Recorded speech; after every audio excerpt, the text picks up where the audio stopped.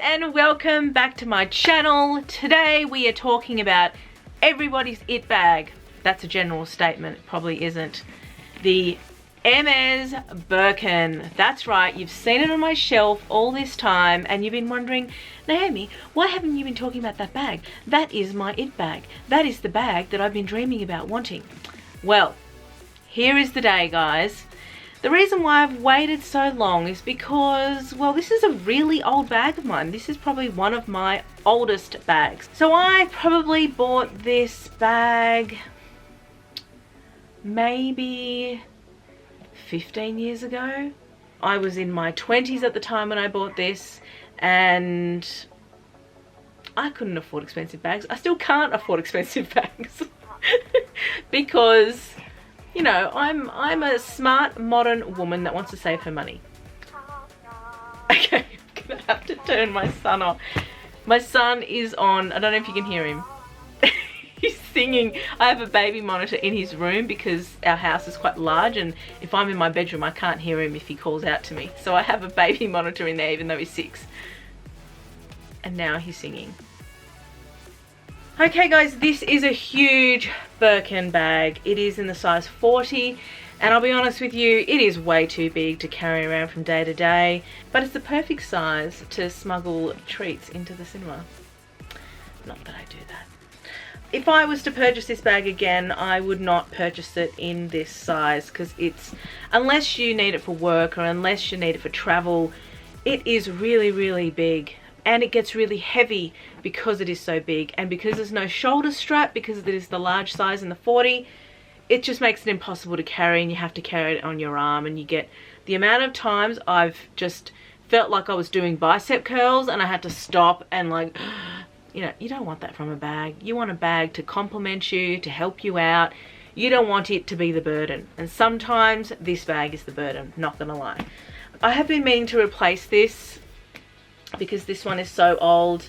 It is in the Clements leather, but it does look like it's got some weird shiny coating on it. The stitching is neat and the piping is also neat. It's not super messy. The hardware is starting to tarnish a little bit, particularly the turn lock. This has got quite a bit of tarnishing on it. And you can see here that there's like a dark ring.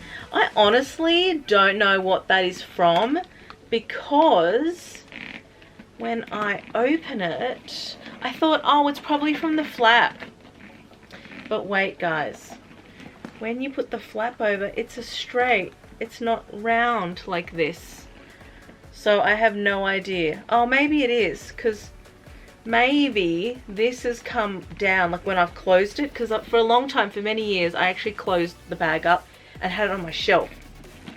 And just the act of this flap rubbing, maybe it's the plate underneath, though I don't know. I mean, I haven't even tried to wipe this down. I haven't even cleaned it. So this is in its very genuine natural state. The stamping is still pretty good. Looking at it now, I'm not really into this shiny leather. I really want something matte, like the matte toga or the matte Clements leather that they have. I do find the Clements, or the Clement leather, I've probably butchered that, sorry to all you French people. I do find that that leather is a little bit shinier than the Togo leather. But I'm just not into the veining. Everyone loves the veining and they talk about the veining. I don't like it because you can't choose how much veining you get. Like, I like a little bit of veining, not a lot of veining. And some of these leathers have so much veining. I do notice though that on the replica market, when you're looking at Togo leather. Why do I keep saying toga? I don't know. I've noticed that that leather is not very veiny, especially the mid-level replicas. They're kind of all the same, like they're imprinted with the same kind of pattern, which is fine. So you know sort of what you're getting. I just don't want the ones that are really heavily veined and then you get it and you go, oh, mine's an old lady with heaps of wrinkles. You know, some people love that. I get it. You know, not knocking those people. I just like to know what I'm gonna get.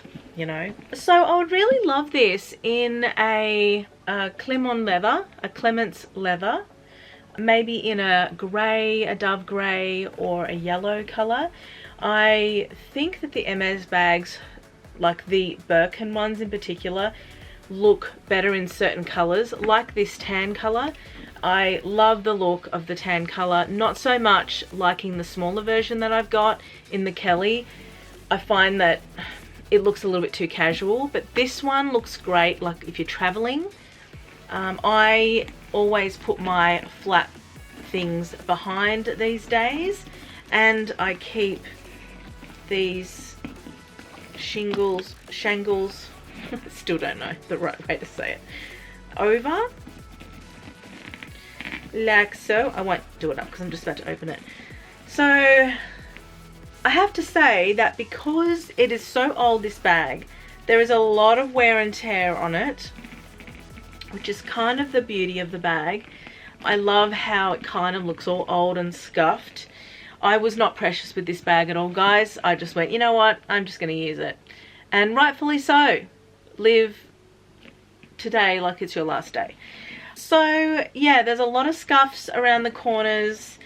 This bag was in such a bad shape probably a year ago. I was actually going to give it away and just get rid of it. But I was like, oh, it was like one of my first big purchases. It was my sort of, you know, introduction into luxury bags, and it really means a lot to me, this bag. So I bought an insert for it, and that changed my life, because this bag was so saggy and it was so terrible. The leather had just sagged all the way to the bottom. It was nearly folded in half. That's how bad it was. You can sort of see it's still doing it now, but nowhere near as bad. You know, it was all basically collapsed all on itself, and I don't even know if I can show you. I'm just gonna pull this insert out. I got a massive orange one. I don't know why I thought orange would have been a great color. In hindsight, it probably would have gone pink.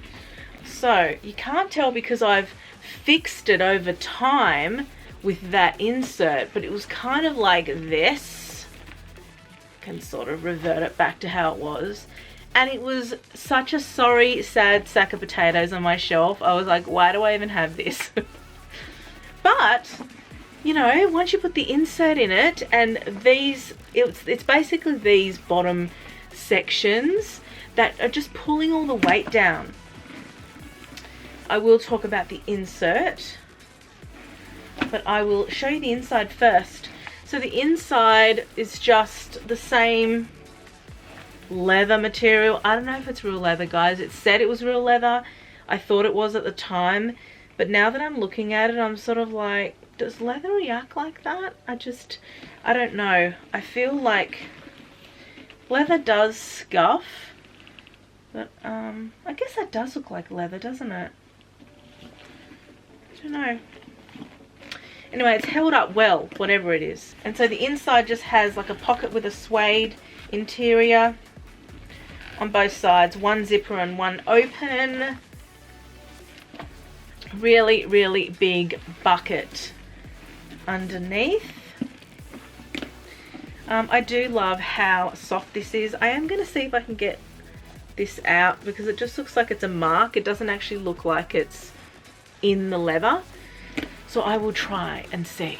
Also, the insert, let's talk about that. So this one I actually got, I'm just getting rid of the threads and the fluff and all that stuff. There's still some on there, apologies. I'll be honest with you guys, inserts are getting ridiculous now. The price of inserts everywhere are getting ridiculous. Even the cheap sellers that I used to buy from, they're not doing them anymore. I don't know why a bit of fabric or a bit of felt is so expensive. There's not that many seams. I don't know. Sometimes they're close to being the same price as the bag. And you're sort of like, well, is it worth it? So this one is just heaps and heaps of pockets. I really want it to be organized, but I also want it to be super structured. The most important thing that I look for when I'm buying inserts for Hermes bags is this triangle shape that goes up. So it's more narrow here and wider down there. You can sort of see there, it looks like a triangle with the top cut off. Don't know what shape that is called, but I always look for that because that is the shape of the bag. And if you get the ones that are rectangle, it will push these sides out and it will actually create a dent across the top. Some of the pre-loved Hermes bags, for people that have used the incorrect inserts, you can see on these websites that there's like an indentation, or the leather sort of goes in a little bit there and there's like a step and you're like, what is that line? That's because someone has used the wrong insert. Like, what a shame. I've had this for 15 years and it's still no line, no nothing. Bearing in mind a year or whenever it was ago when I put this insert in, I did check that it didn't push it out or press it or anything like that. And I just put it in there. Fits perfectly. You see how it's more narrow at the top?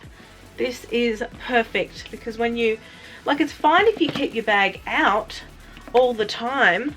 You know, if you're going to do this and if you're going to walk around like this with it all square, but no one's going to do that.